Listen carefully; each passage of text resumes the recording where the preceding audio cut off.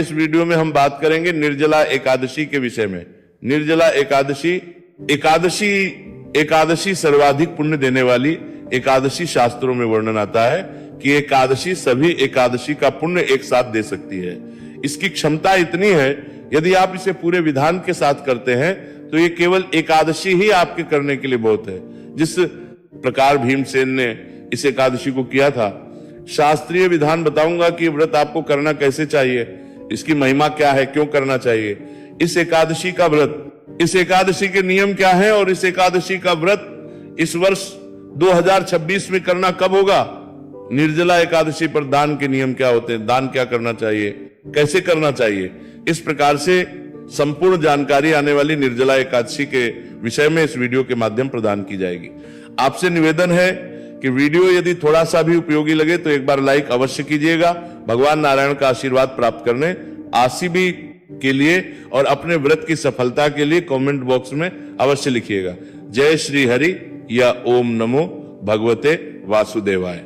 आप देख रहे हैं प्राचीन मार्ग टीवी, ज्योतिष संस्थान का प्रतिष्ठित यूट्यूब चैनल प्राचीन मार्ग टीवी धार्मिक। हम यहाँ सभी व्रत और त्योहारों की सही जानकारी प्रदान करते हैं। ज्योतिष शास्त्र और पंचांग के आधार पर आपको बताते हैं कौन सी तिथि कब है, व्रत आदि कब करना है, क्या विधि, क्या नियम और क्या गलती नहीं करनी है। यदि आप सभी व्रत और त्योहारों की सही शास्त्रीय जानकारी पाते रहना चाहते हैं तो कृपया चैनल को सब्सक्राइब कीजिए और बेल आइकन को प्रेस कीजिए। जब आप सब्सक्राइब का बटन दबाएंगे तो वहां एक घंटी का निशान बना हुआ आएगा, उसको अवश्य, तभी आपको हमारे सभी वीडियो प्राप्त होंगे, अन्यथा आपसे जानकारी छूट जाएगी।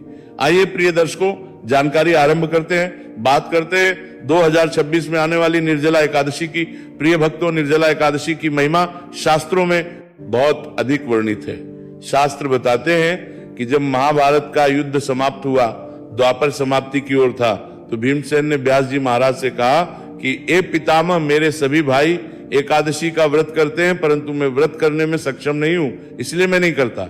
मैं केवल भगवान का पूजन तो कर सकता हूं, पर व्रत मुझसे नहीं होता। तो व्यास जी महाराज ने कहा कि हे भीमसेन, यदि तुम चाहते हो कि तुम्हें मुक्ति प्राप्त हो, स्वर्ग की प्राप्ति हो, प्रभु का धाम प्राप्त हो, तो तुम्हें एकादशी का व्रत अवश्य करना चाहिए। यह सुन के भीमसेन व्याकुल हो गए, क्योंकि कौन नहीं चाहता मुक्ति, कौन नहीं चाहता स्वर्ग की प्राप्ति, नरक में कौन जाना चाहता है। तो भीमसेन ने कहा कि पितामह, मैं करना चाहता तो हूं, पर मेरे लिए करना संभव नहीं है। मेरे पेट में व्रक नामक अग्नि है, ये सदा जलती रहती है, इस कारण मैं बिना खाए रह नहीं सकता। पर माह में 2 एकादशी आती है, इतना तो मेरे लिए संभव ही नहीं है। हाँ, अगर कोई ऐसा व्रत हो जो साल में केवल एक ही बार करना पड़े, वो व्रत मैं कर सकता हूं, क्योंकि मैं साल में एक ही दिन बिना खाए रह सकता हूं, अन्यथा मैं जीवित ही नहीं रह पाऊंगा। तो यदि कोई ऐसा व्रत है जो साल में एक बार किया जा सके और उससे मुझे स्वर्ग की प्राप्ति भी हो जाए, तो मुझे वो व्रत बताइए।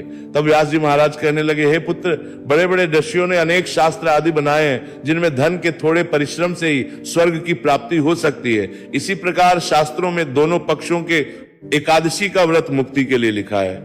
अगर तुम 2 व्रत नहीं कर सकते तो उसका एक उपाय है जो शास्त्रों में वर्णित है। विधाता ने कहा है कि वृष और मिथुन की संक्रांति के बीच में ज्येष्ठ मास के शुक्ल पक्ष की जो एकादशी आती है, उस एकादशी का नाम निर्जला है। यदि मनुष्य उस एकादशी का व्रत करे तो वह निश्चित ही स्वर्ग को प्राप्त करता है, भगवान की कृपा प्राप्त करता है। इस एकादशी का व्रत तुम्हें भी करना चाहिए, पर ध्यान रहे, इस एकादशी के व्रत में स्नान और आचमन के सिवा जल वर्जित है। हे भीमसेन, जो मनुष्य निर्जला एकादशी का व्रत करते हैं उनको मृत्यु के समय यमदूत आकर नहीं घेरते, वर्ण भगवान के पार्षद उसको पुष्पक विमान में बिठाकर स्वर्ग ले जाते हैं। अतः संसार में सबसे श्रेष्ठ निर्जला एकादशी का व्रत है और यह व्रत अवश्य किया जाना चाहिए। व्यास जी महाराज कहते हैं कि भीमसेन, ये मुझको स्वयं भगवान ने बतलाया है। इस एकादशी का पुण्य सभी तीर्थों और दानों से भी अधिक है। केवल एक दिन मनुष्य निर्जल रहने से पापों से मुक्त हो जाता है, इसीलिए एकादशी की जानी चाहिए। इतना ही नहीं, शास्त्र कहते हैं प्रिय भक्तों कि जो मनुष्य इस व्रत को करते हैं उनको करोड़ पल सोने के दान का फल मिलता है, और जो इस दिन यज्ञाधिकारी करते हैं उनका फल तो वर्णन ही नहीं किया जा सकता। एक एकादशी के व्रत से मनुष्य विष्णु लोक को प्राप्त होता है, और जो मनुष्य इस दिन अन्न खाते हुए चांडाल के समान है, वे अंत में नरक को जाते हैं। जिन्होंने निर्जला एकादशी का व्रत किया है, वह चाहे ब्रह्म हत्यारे ही क्यों ना हो, मद्यपान करने वाले ही क्यों ना हो, चोरी क्यों ना करते हो, गुरु के साथ द्वेष क्यों ना करते हो, मगर इस व्रत को करने से ऐसे बड़े से बड़े पापियों को भी स्वर्ग की प्राप्ति हो जाती है। यह व्रत मनुष्य के बड़े से बड़े पाप का नाश करने वाला है। इस प्रकार से प्रवक्तों इस एकादशी की महिमा बहुत अधिक वर्णित है, पद्म पुराण में खूब लिखा है।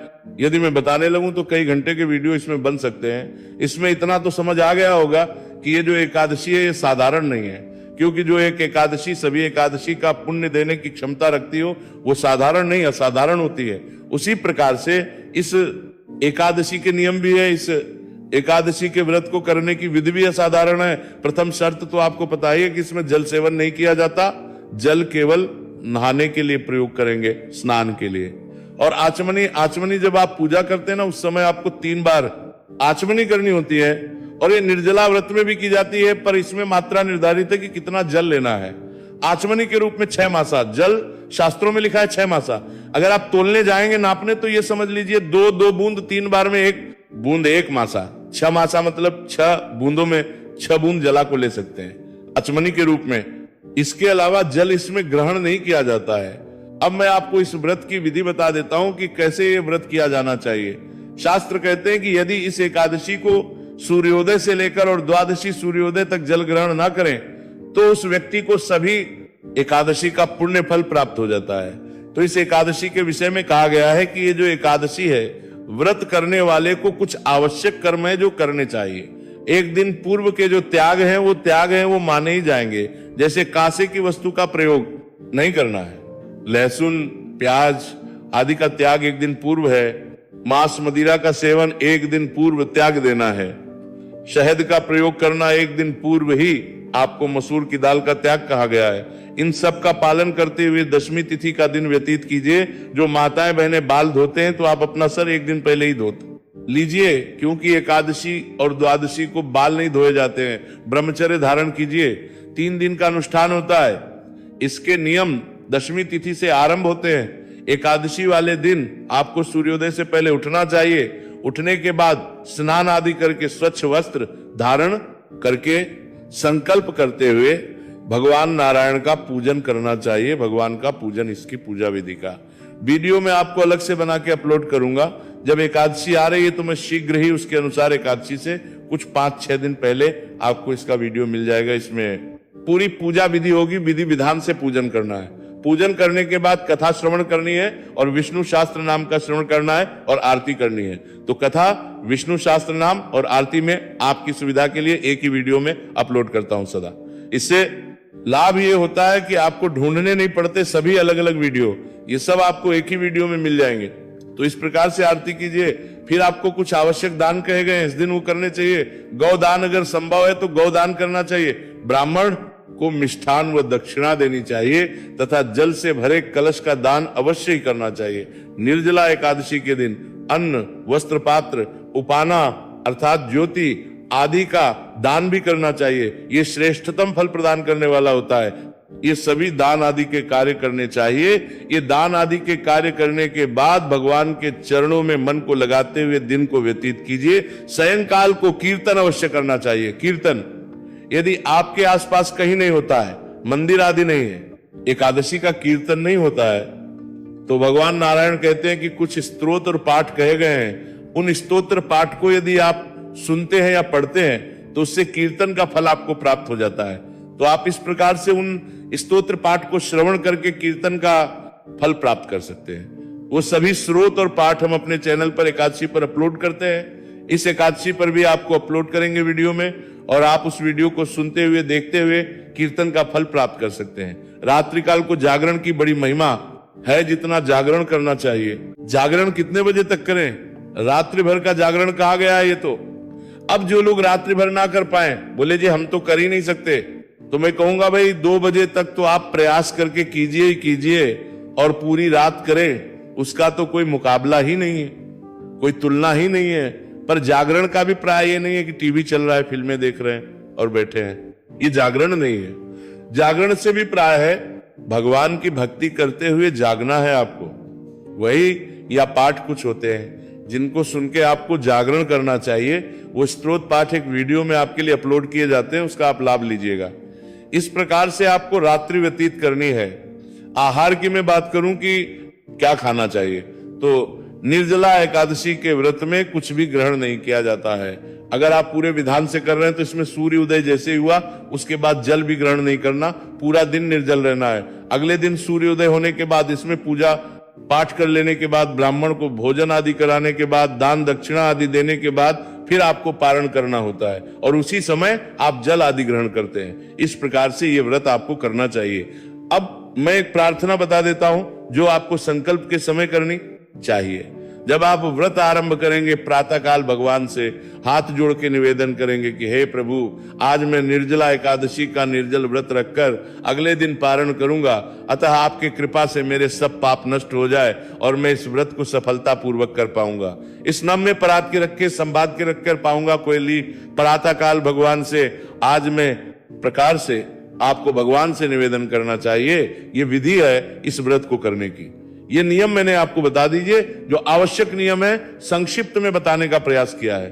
अब प्रश्न है कि इस वर्ष ये एकादशी है कब और इसका व्रत किया कब जाएगा। प्रिय भक्तों, निर्जला एकादशी जो कि ज्येष्ठ मास के शुक्ल पक्ष की एकादशी होती है और इस वर्ष अधिक मास होने जा रहा है और अधिक मास भी ज्येष्ठ मास में ही पड़ेगा। इस कारण से इस बार जेठ 2 होंगे, अर्थात ज्येष्ठ मास जो है वो लगभग 58 दिन का रहेगा और यही कारण है कि इसके बाद जितने भी त्योहार आएंगे वो सब लेट होते जाएंगे, क्योंकि अधिक मास के कारण ये 1 महीना ही डबल हो गया है। ये एकादशी तिथि जो है आरंभ हो रही है 24 जून को शाम को 6:12 पर और 25 जून को रात्रि को 8:09 पर यह समाप्त होगी। ऐसे में 25 जून को सूर्य के मुख से एकादशी है, उदया तिथिमान के अनुसार एकादशी है, तो 25 जून 2026 को निर्जला एकादशी का व्रत रखा जाएगा। इस वर्ष की जो निर्जला एकादशी है बड़ी विशेष होने जा रही है, क्योंकि इस पर ही दुर्लभ संयोग बन रहे हैं। सबसे पहला तो शिव और सिद्धि योग बन रहा है, इसके अतिरिक्त इस दिन रब योग भी हो रहा है। रब योग का निर्माण है और इस शुभ अवसर पर स्वाति और विशाखा नक्षत्र का भी संयोग है। वहीं अभिजीत मुहूर्त इस दिन रहेगा, तो ये बड़ा दुर्लभ संयोग बन रहा है। ये दिन जो है बड़ा पुण्य देने वाला है। इस दिन जितना हो सके दान कीजिएगा। व्रत निर्जला तो बहुत उत्तम है और इस दिन पितरों का तर्पण आपने अवश्य करना है, पितृ कर्म आपने अवश्य करना है। ये थी जानकारी निर्जला एकादशी के बारे में। जानकारी थोड़ी भी अच्छी लगी हो तो लाइक अवश्य कीजिएगा, जितना हो सके शेयर